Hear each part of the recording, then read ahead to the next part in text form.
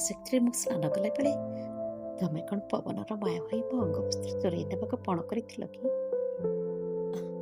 ମୋ ପ୍ରତିକ୍ରିୟା ଶ୍ରେଷ୍ଠ ହେବାକୁ ତମେ କ'ଣ ରାତି ରାତି ଉଜାଗରରେ ସ୍ୱପ୍ନ ଖୋଜୁଥିଲ କି?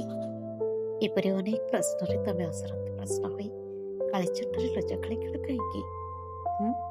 ସୃଜନ ସମ୍ଭାର ଜରିଆରୁ କାଳିଚଣ୍ଡ ଶୁଣିବା ନିଶ୍ଚିତ। ଆଶା ଭଲ ଲାଗିବ, ନିଶ୍ଚିତ ମତାମତ ରଖିବେ। ନମସ୍କାର।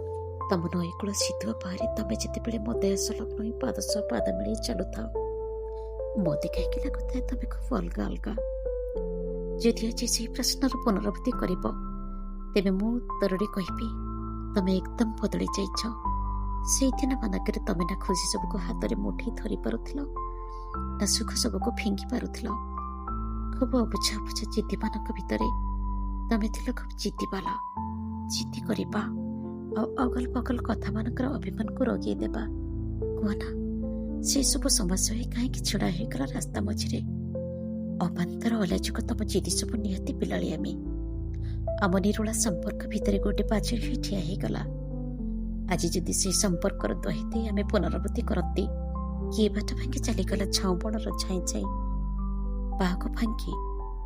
ଅଥଚ ବିଲମୁଣ୍ଡ ଧାନ କିଆରି ଶେଷରୁ କେହୁ ରଡ଼ି ଛାଡ଼ି କୋକିଶିଳୀ ଅତର୍ଚ୍ଛାତ ଉଡ଼ିଲା ପରେ ଛାଇ ଆଲୋକୁ ଦେଖି ବୋଧହୁଏ କାଳିଚନ୍ଦ୍ରର ଲୁଚକାଳି ଖେଳ ଭିତରେ କେତେବେଳେ ଯେ କଳା ମେଘ ଢାଙ୍କିଦେଲା ଜହ୍ନର ତୋଫା କିରଣକୁ, ଆଉ ହଠାତ୍ ଶୀତୁଆ ପବନର ଦଲକାଏ କାଲୁଆ ପବନ ଆସି ନେଜି ହେଇଗଲା ଆମ ଉଭୟଙ୍କ ଦେହ ମନରେ। ଦେହ ଖୁବ୍ ଥଣ୍ଡା ଲାଗୁଥିଲା। ତମେ ମୋ ଗାଲ ଉପରେ ହାତ ଦେଇ ଥଣ୍ଡାର ଓଜନ ମାପି ନେଉ ନେଉ ପଚାରିଦେଲ ତମ ଦେହ ଆଉ ହୃଦୟର ଓଜନ। ଖୁବ୍ ଜଘନ୍ୟତମ ପ୍ରଶ୍ନ ସବୁ, ଖୋଜି ହୁଏ ନା ଉତ୍ତର। ଖାଲି ସେତିକି ବେଳେ ନୁହେଁ, ବାସ୍ ତମେ ସ୍ୱଭାବରେ ପ୍ରଚଣ୍ଡ କୋପିତର ପାଶା, ଦେହର ପ୍ରତ୍ୟେକ ଅଙ୍ଗକୁ ଛୁଇଁବାର ଲାଳସା, ମନକୁ କିଛି ସମୟ ପାଇଁ ଖୁବ୍ ଏକାନ୍ତ କରିନେବା। ଏଇଟା ଦୁଃସାହସ ନୁହେଁ ତ ଆଉ କ'ଣ? କିଛି ମାନସିକତାକୁ ଖେଳନା ପରି ଖେଳେଇ ଖେଳେଇ ପରିଶେଷରେ ବୁଝି ନ ବୁଝିଲା ପରି ସମୟକୁ ଧୋକା ଦେବା। ମଣିଷମାନଙ୍କ ଭିତରେ ତମେ ବୁଦ୍ଧିଆ ଆଗଧାଡ଼ିରେ ଥିଲ। ଅନେକ ଫୁଲକୁ ପ୍ରଶଂସା କରିବା, ଅନେକ ଫୁଲର ରଙ୍ଗକୁ ବିଶ୍ଳେଷଣ କରିବା, ଅନେକ ଫୁଲକୁ ଆଘ୍ରାଣ କରିବା, ଏସବୁକୁ କିପରି ଦୃଷ୍ଟିଭଙ୍ଗୀ ନେଇ ବିଶ୍ଳେଷଣର ବିଶେଷିତ କର ତମେ, ସେଇଟା ମୋ ପାଇଁ ତର୍କଶାସ୍ତ୍ରର ପୁରା ଅଧ୍ୟାୟଟେ। କିନ୍ତୁ ଯୁକ୍ତିରେ ହାରିବାଟା ଅନେକ ସମସ୍ୟାର ସମାଧାନ ବାଟ ବତେଇ ଦିଏ। ମାଟି ଓ ଆକାଶର ଦୂରତା, ଋତୁ ଅପେକ୍ଷାର କ୍ରମିକତା, ଆଉ ତମେ ଜିଦି କରୁଥିବା ପ୍ରତ୍ୟେକ କଟୁକ୍ତିମାନଙ୍କର ଦାସଲତା ଭିତରେ କେବେ ନା କେବେ ଉଭୟ ଝୁଣ୍ଟିଥିବା ଅନ୍ଧାର ରାତିରେ ଜହ୍ନ ଆଲୁଅର ବିଚ୍ଛିନ୍ନ ଚରିତ୍ରମାନଙ୍କୁ ଶୀତୁଆ ରାତିର ବାହା ଦେହକୁ କାଲୁଆ ମାରି ପକାଏ। ହେଲେ ତମର ଅଭିମାନ ଜିଦି ସରୁନଥିବା ରାସ୍ତା ପରି ଖୁବ୍ ଲମ୍ବା।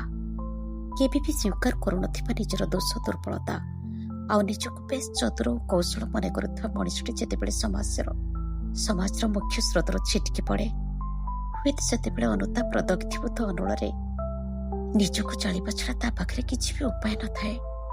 ଆକାଶରେ ଅସଂଖ୍ୟ ତାରା, ଆଉ ସାଗରରେ ଅଗଣିତ ଢେଉ, ନଈରେ ଅସରନ୍ତି ବାଲି। ତମେ ଯଦି ଆକଳନରେ ଜିଦିରୁ ନିବୃତ୍ତ ନ ରହିବ, ତେବେ ତମକୁ ସମାଜ କହିବ ପାଗଳ, ନଚେତ୍ ମାନସିକ ରୋଗୀ।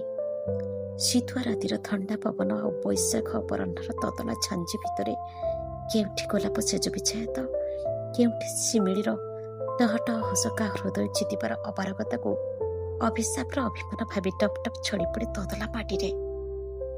ତଥାପି ସମାଧାନର ବାଟ ଖୋଜିଲା ବେଳେ ସମୟ କହେ, ସେରକୁ ପୁରିଲା, ମାଡ଼କୁ ପୁରିଲା, ଉଠ୍ ରେ ବୁଦା ଉଠ୍।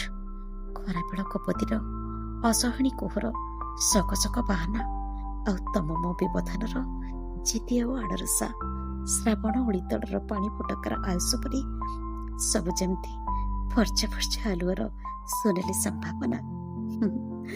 ସବୁ ଯେମିତି ଫର୍ଚ୍ଚା ଫର୍ଚ୍ଚା ଆଲୁଅର ସୁନେଲି ସମ୍ଭାବନା।